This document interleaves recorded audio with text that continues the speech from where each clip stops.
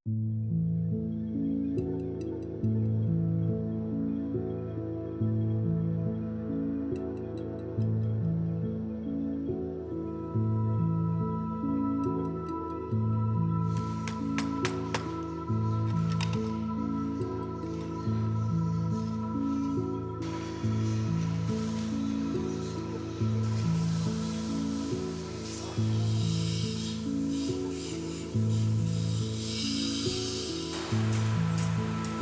Jojo Sabare. I am working for Tiffany Stained Glass as General Manager. This company is already 25 years in the making.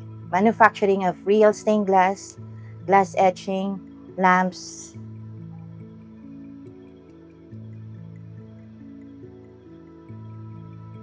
Ako si Chona Tapan, year 2000 up to the present.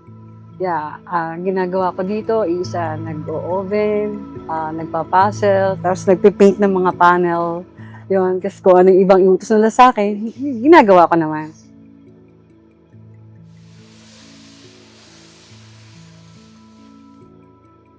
Ako po si Laron Principe. Dito sa halos 13 years na ako dito sa stained glass. Pero dati, ang ginagawa ko yung lampshade na shell, yung shell craft. Tapos nag-apply ako dito, naging stained glass na ako hanggang ngayon. Wala naman. Basta dito lang ako natuto. Kasi tinitingnan ko lang naman sila pag habang gumagawa. Yung halimbawa, ibibigay sa yung drawing. Ikaw nang bahala niya kung paano ang agos ng glass. Kailangan makuha mo yun dahil makikita mo yung design ng makikita mo na sunod mo sa design ng binigay sa iyo na pattern. Katulad ng rest, halimbawa, dapat pababa din yung ng stained glass.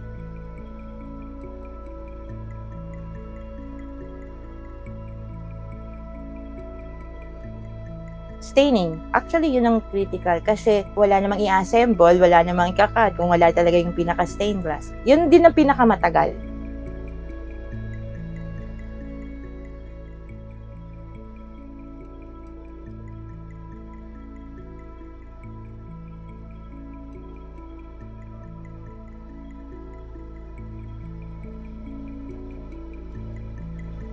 Ay, Mount Carmel. Parang gano'n. Yan yung una kong dito eh. Yung magpapasal ako ng madami. Tapos basta yun, nagtatulong na rin ako pagpipintura. Ay, yung paggawa, hindi naman kasi siya tuloy-tuloy na ginagawa. Parang scattered siya ginawa eh. Parang alam ko gano'n ang pagkakatanda ko.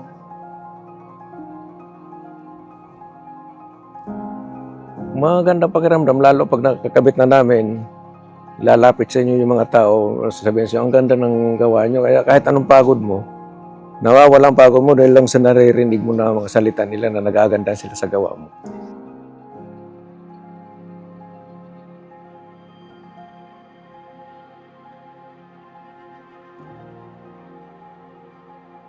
Kailangan maganda talaga yung trabaho mo, hindi yung pabalbalba na salita, yung bara-bara. Hindi, kailangan talaga kami, talagang ayusin talaga namin yung gawa. Kasi para mas quality siya, na para pagdating sa kliyente mo, hindi ka mapipintasan.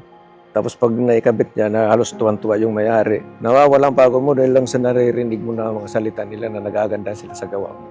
Diba, yung pag full size pa lang, full size ka, paano mo full size? Okay, nag-tarps ako before. Pero take note, yung tarpaulin na yan, kinokorek pa rin ng artist. Yung lead lines niya, pagdating sa tarps, minsan nakakapal. So, nininipisan pa niya yan. So, iba pang kulay niyan. Tapos, kumbaga, iniisa-isa pa. So, what? Handcrafted pa rin. Pumunta ka naman sa coding, pa rin. Pagdating sa cutting, hand pa rin. Pagdating sa staining, hand pa rin. Assemble hand. So, ang pinaka lang dyan yung, kasi sa baking naman, inilalagay mo pa rin, ganun pa rin. So, totally, it's handcrafted. Kailangan para mapaganda yung trabaho. Kailangan mamapasensya ka para maging maganda yung quality, di ba?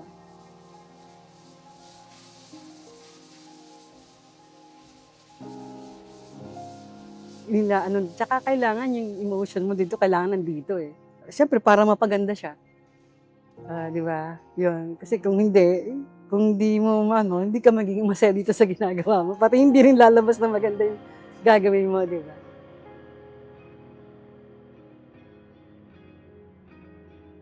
Bukod pizza, ito yung aking bread and butter.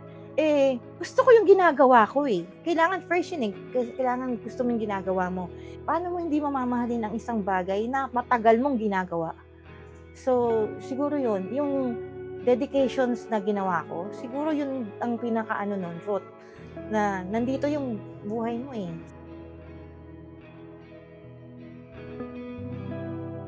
Ano na rin ako dito. Ay, nagustuhan ko na rin sila.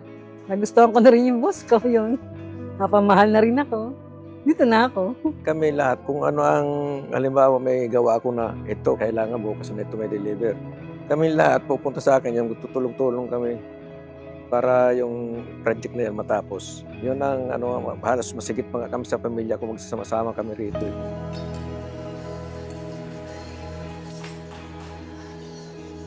Yun ang gusto kong mangyari na talagang makikita nila yung ganda ng stained glass.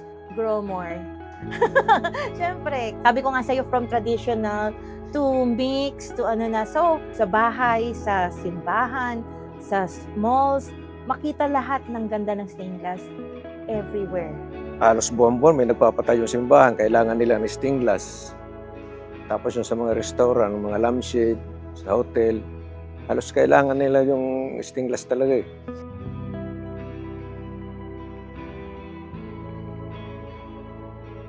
I believe na tatagal. First nga, iilan lang. Second, kumbaga marami ka pang pwedeng gawin out of glass. At saka ngayon, yun ang lumalabas na nagpapaganda sa mga bahay. To the point na kahit textured glass lang siya, nagkakaroon ng twist like ginawang warmer, lamps, maganda yung craft nito. Imagine mo 25 years. So makikita mo na yung mga anak-anak nila, nakagraduate na, nag-aaral na. Ano ang pwede mong gawin sa mga artisans and artists? Pamper them. Kasi nga, kung ano yung kailangan nila, ibigay mo. Siyempre, binabalik ko dun yung the way na kung ano yung pag-treat nila sa akin. Ganon din ako mag-treat sa kanila. Ay, hindi ka nila iwanan. Yun, support sila sa'yo. Ganun. Pag may kailangan ka, ibigay naman nila. Siyempre, tumatanda kami. Pag medyo nangahina na kami, yun naman napapalit dito sa kumpanya na to. Pagdating nila dito, kaya naman namin, tuturuan namin sila na para ganito ang gawin nyo. Kung hindi wala pa silang experience, ganito ang gawin nyo. Hanggat nandito kami, tuturuan ka namin ng magandang proseso na mas madali ang trabaho, quality.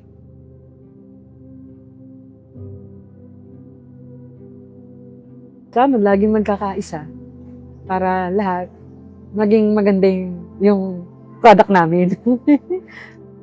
Kasi continuous yung learning ko eh. Yun ang ko dito sa company eh. Na, kumbaga kala ko alam ko na lahat, ganon. Pero mamaya-maya, ay ganon pala. So, mas maganda pala yung ganito. Better pala yung ganito. May mga ganon pa rin ako na natutunan. Kasi gusto ko itong trabaho na to eh. Talagang ito na ang nakagisnan ko na trabaho mula nung nag-umpisa ako sa Shellcraft. Nung paglipat ko dito, ito na talaga ang inano ko na dito na ako magtatagal. Hanggang ngayon nga, dito pa ako eh.